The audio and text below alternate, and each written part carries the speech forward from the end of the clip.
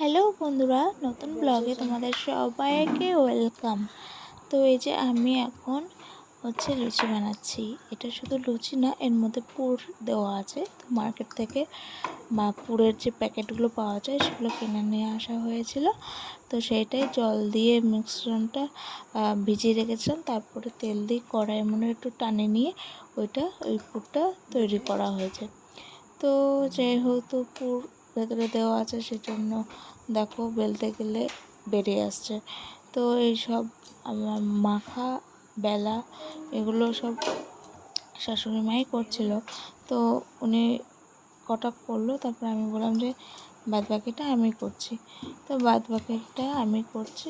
আর যেহেতু অনেকক্ষণ আগে মাখা হয়েছে বলে লেচিটা একটু নরম হয়ে গেছে, সেজন্য আরও সমস্যাটা হচ্ছে। তো এই যে বাইরে বেরিয়ে আসছে বলে একটু তো কেমন লাগছে, বেরিয়ে থাকলে তো দেখতে ভালো লাগে না, তো কি আর করা যাবে। তো এই পুরটা দিয়ে ফার্স্ট টাইম করলাম। তো সেদিন একটু বাজারে গেছিলাম, তো মলেই গেছিলাম, তো সেখানে দেখলাম যে এই পুরগুলো পাওয়া যাচ্ছে। তো আমি যথারীতি কিনে নিয়ে আসলাম। তো আজকে বানানো হলো। বেশ অনেকদিনই হয়েছে আনা হয়েছিল, করা হয়নি।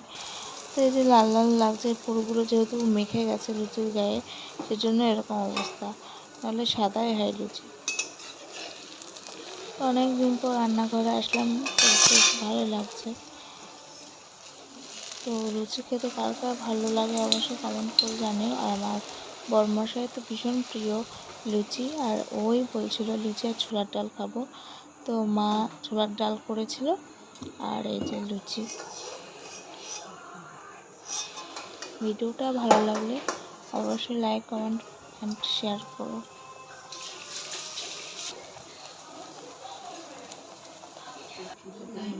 একটু বেশি বেশি করে দিয়েছি।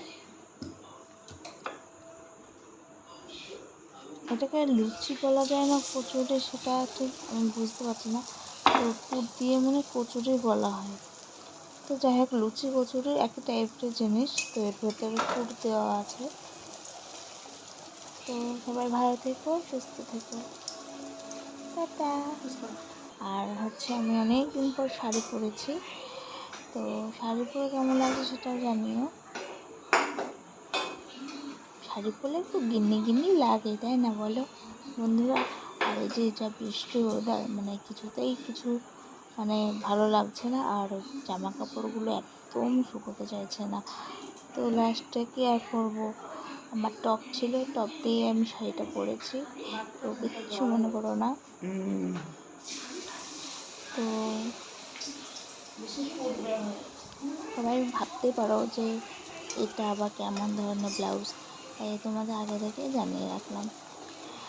তো অনেকে টপ দিয়েও পরে, এটাই নিউ ট্রেন্ডিং চলছে, তাই না?